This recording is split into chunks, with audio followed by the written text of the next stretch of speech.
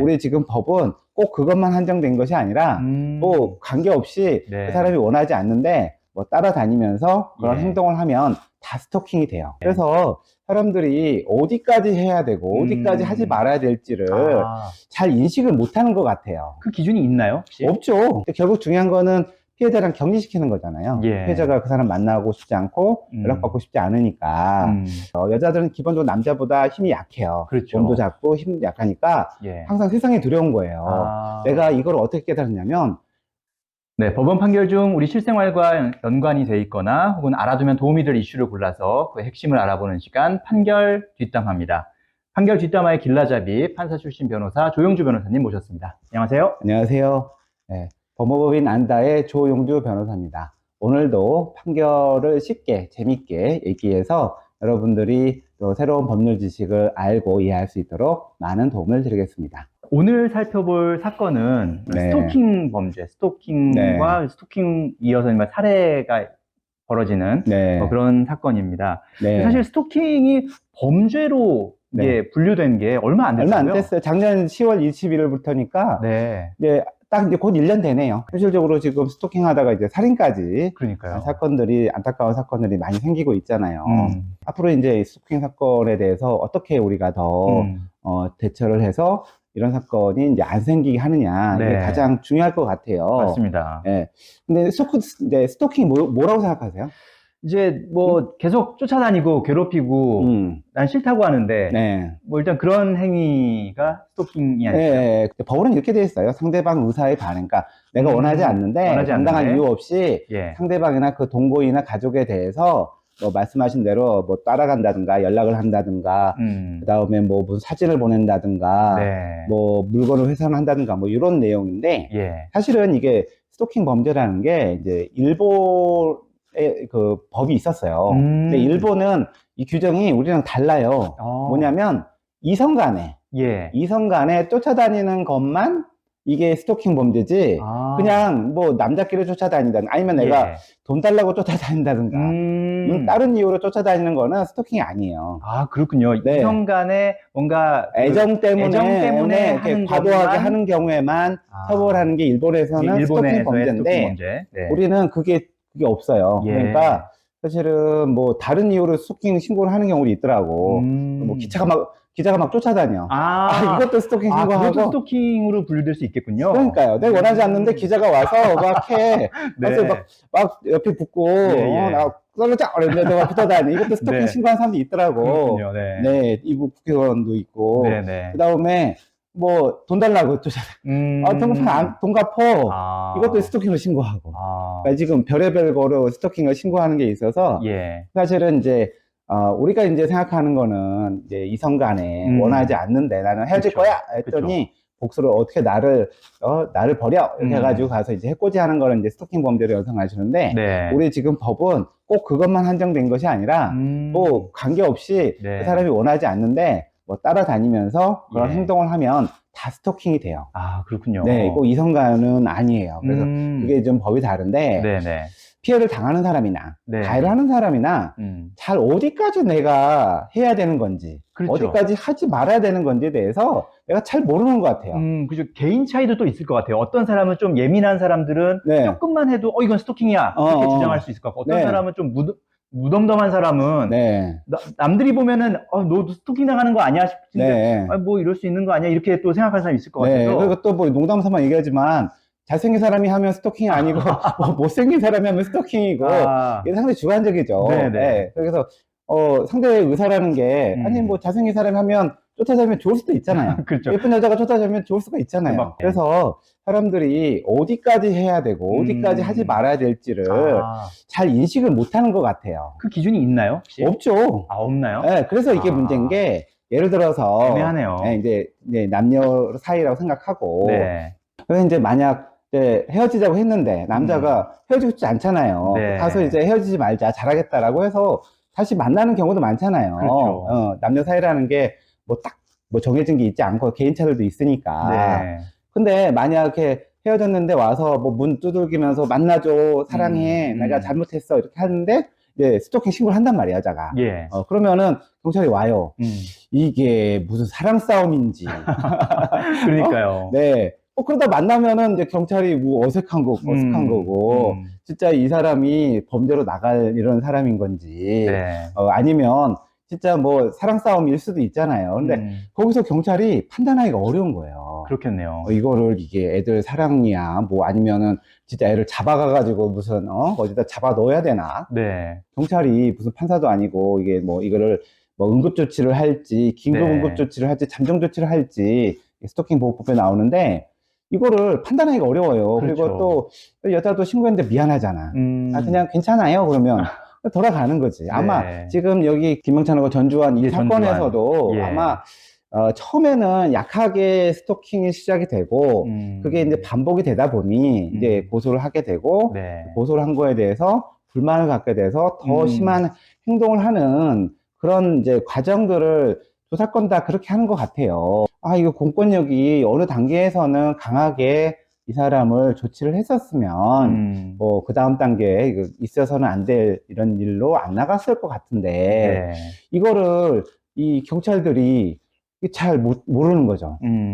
그래서 이제 그런 것들을 애매해요. 문제는 예. 스토킹으로 인해 뭐 상해를 하고 예. 그 다음에 죽이고 뭐 이런 게 지금 문제잖아요. 그렇죠. 그게 뒤따라 가버리니까. 그러니까 뭐 스토킹만 하다 잡아가는 경우는 어떻게 보면 큰 처벌을 받을 것 같지는 않은데 이게 이제 놔두면 나중에 이게 더 중대한 사건으로 가니까 그런 걸 어떻게 우리가 막을 수 있느냐. 네. 이런 사건에서는 고민이 돼야 될 것 같아요. 그러니까요. 그런 차원에서 봤을 때 신당형 사건을 봤을 때도 사실 네. 좀 논란이 됐던 게 구속이 왜 안 됐을까? 네. 이런 부분에 대한 좀 일단은 뭐 구속을 하는 사유가 뭐 예. 주거가 일정하고 증거가 확보돼 있고 도망갈 우려가 없다 이게 되어 있거든요. 네.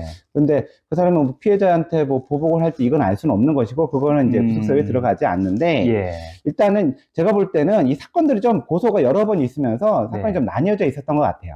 합쳐서 9년을 했던 것이고 예. 하나로만 볼 때는 뭐 그렇게까지 구속할 정도까지는 아니라고 판사가 본 것 같은데 결과적으로는 구속을 안 해서 이런 결과가 또 나온 셈이 됐잖아요. 예, 예. 네, 그래서 조건부 보석이라는 제도를 좀 도입을 했으면 좋겠어요. 스토킹 할 때는. 조건부 구속이요? 네, 조건부 구속. 예. 조건부 구속이라고 하는 건 뭐냐면 이제 구속을 하면 네. 보통 이제 풀어올 수 있는 조건이 이제 보석, 보석을 하든지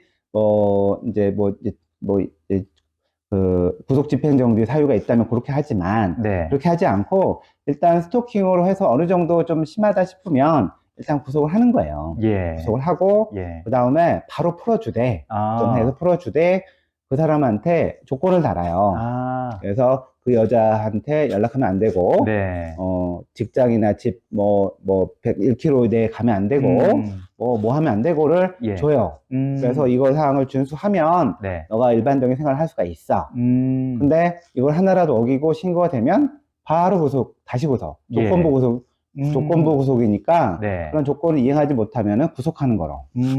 되게 합리적인 것 같은데요. 네, 그래서 그러면 일단은 만약 똑같은 행위를 반복하게 되면 구속해서 재판을 하든지 상당 기간 잡아놓을 수가 있는 것이고, 예. 뭐 잘 지키면 가벼운 이제 스토킹은 그런 식으로 가서 그냥 자기 일상생활을 하고 약한 처벌을 받고, 근데 그거를 어기고 또 구속이 되면 또 중대한 처벌을 받아서, 근데 결국 중요한 거는 피해자랑 격리시키는 거잖아요. 예. 피해자가 그 사람 만나고 싶지 않고 연락받고 싶지 않으니까. 근데 이제 그래도 불구하고 그래도 사고가 터지는 이유는 제일 먼저 바뀌어야 될 거는 남자들 생각인 것 같아요. 왜냐하면 스토킹 범죄 지금 작년부터 8월까지 네. 지금 국회에 제출된 자료를 보면은 예. 남자가 5,820명이고 여자가 1,332명이에요. 그러니까 여자도 없는 건 아니에요. 근데 훨씬 남자의 숫자가 훨씬 많네요. 그러니까 4배가 돼요. 그렇군요. 사실 여자도 일도 있죠. 예. 네. 근데 피해자는 여자가 6,200명이고 남자는 1,200, 그러니까 뭐 그게 비례하겠죠. 그렇네요. 1대 1이니까. 예, 예. 네, 그래서 대부분이 여자가 피해자고 대부분이 남자가 가해자인 사건이 스토킹 범죄인 사건인데 네. 제일 문제는 뭐냐면 남자가 강해 보여야 된다. 남자가 여자한테 이래도 된다. 네. 이런 우리가 생각도 많잖아요. 한 번, 10번째가 안 넘어가는 나무 있냐. 그렇죠. 이런 식으로 사실 그게 하면서 옛날에는 그게 뭔가 어떤 의지의 표현이지만 남성성이라든가 이런 거꾸로 보면 엄청 무서운 얘기가 될 수도 있는 거죠. 내가 이제 우리 뭐 남자니까 뭐 이렇게 맞춰 이렇게 해가지고 뭐 이 오빠가 말이지 이렇게 하면서 뭐 나 믿고 따라와 이게 뭐 남자로 잘하는 거다라고 생각하는데 우리 상대방 여자로 생각할 때 여자들은 그런 게 있더라고요. 여자들은 기본적으로 남자보다 힘이 약해요. 그렇죠. 몸도 작고 힘도 약하니까 항상 세상이 두려운 거예요. 내가 이걸 어떻게 깨달았냐면 덩치 큰 여자랑 있으니까 나 무섭더라고요. 그래서 남자 여자가 아니라 신체적 조건에 따라서 어떤 두려움을 느끼는구나. 저도 큰 여자랑 같이 있으니까 맞을 것 같고 두렵더라고요. 근데 대부분 여성들이 작잖아요, 남자들보다는. 그러니까 여자들은 두려운 거예요, 이 세상이. 기본적으로 두려울 수밖에 없는 거예요. 기본적으로 두려운 거예요. 그러니까 남자 여자를 떠나서 작은 체구와 힘을 가진 사람들. 여자들은 밤에 뒤에서 누가 쫓아와도 되게 두려워하거든요. 그래서 언제 남자들한테 내가 어떻게 될지 모른다라는 어떤 근원적인 두려움들이 좀 있는 것 같아요. 그래서 남자들이 보호해 줘야 되는데 남자들도 힘이 있으니까. 근데 여자들은 그런 두려움이 있기 때문에 그런 두려움을 일단 남자들이 이해를 해야 된다고 저는 생각을 해요. 그러니까 해서 우리가 남자들끼리 하는 것들이야 이거 상관이 없지만 남자 대 여자 대 이런 관계에 있어서는 내가 하는 행동이 여자한테 봐줄 수 있는 두려움이나 이런 것들 그리고 위험성은 더 우리가 남자가 느끼는 것보다 여자가 더 크다라는 거 기본적으로 받아들여야 될 것 같아요. 또 자기가 무시당했다. 무시당하면 왜 무시당했는지 생각하고 또 자기가 또 다른 방식으로 이렇게 살아가야 되는데 무시당했어? 네가 감히 나를. 그건 여자를 무시하는 거거든요. 거기도 대등한 인격체고 나도 대등한 인격체인데 싫다고 할 수 있지. 그렇죠. 그러면은 왜 싫어하는지 생각하고 다른 사람을 찾든지 더 나아지려고 노력해야 되지. 네가 감히 나를? 뭐 이런 생각을 하게 되니까 이런 이제 범죄들이 나오는 것 같아요. 그 김병찬 판결 때도 그 이후에 이제 유족들이 많이 이제 슬퍼하면서 또 그런 호소를 하기도 했는데 이제 피해자는 할 거를 다 했다, 할 수 있는 걸 다 했다. 그런데도 불구하고 보호를 받지 못했다. 국가의 시스템 자체가 조금 뭔가 허점이 있다. 이런 좀 호소를 하시더라고요. 그럴 거예요. 그런 부분들 좀 이렇게 좀 보완할 수 있는 방법이나 좀 아이디어 같은 게 있을까요? 그 상황을 정확히 그 경찰이 인식을 하고 거기에 적절한 처분, 이게 그 스토킹 보호법에 뭐 잠정 처분도 있고 긴급조치, 뭐 긴급 응급조치, 그다음에 응급조치, 잠정조치 이런 것들이 있어요. 현장에서 할 수 있는 것들이 있군요. 그러니까 이거를 방법들이 있는데 적절한 방법을 선택을 해야 되는데 사실 그 상황에서 그리고 다 다르잖아요. 거기서 뭐 일률적으로 뭐 여자가 신고하면 무조건 남자를 잡아간다든가 이럴 수는 또 없는 거고. 그럴 수도 없죠. 또 그런 거 아닌데 또 신고가 또 그렇다면 신고가 또 남발되고. 그러면은 이건 뭐 여자가 신고하거나 뭐 또 남자가 신고하면 상대방 무조건 잡아가요. 또 이것도 아닌 것 같고 그래서 경찰들도 어려운 거죠. 그래서 사실은 그런 상황이 되면 뭐 국가기관이 이제 개입할 땐 개입해야 되는데 그래서 뭐 경찰도 들어오고 뭐 변호사가 필요할 땐 변호사가 입회를 하고 그래서 이게 적정하게 처분이 이루어질 수 있도록 일단은 피해자 위주로 해야 될 것 같긴 한데요. 왜냐면은 일단 두렵잖아요. 그래서 신고한 건데 뭐 괴롭히려고 신고하는 경우도 있겠죠. 그러나 아마 이런 관계에서는 뭐 본인이 해결을 못하니까 공권력을 이제 오라고 한 건데 그렇게 되는 경우에는 앞에 말씀드린 것처럼 이렇게 반사불벌죄도 없애고 조건부 구속도 이런 제도 도입해서 그런 경우에 그 사람한테 따끔하게 야 이거 잘못했거든 더 이상 하지 마 라고 국가기관이 명시적으로 그걸 못하게 한다면 일단은 안 할 사람들이 많은데 이런 것들을 이제 하지 않기 위해서는 좀 아까 말씀드린 조건부 구속 같은 경우가 조금 위험성이 있다 그렇게 판단이 되면 이런 제도를 좀 적절히 활용을 해서 좀 이렇게 잡아두고 또 뭔가 잘못하면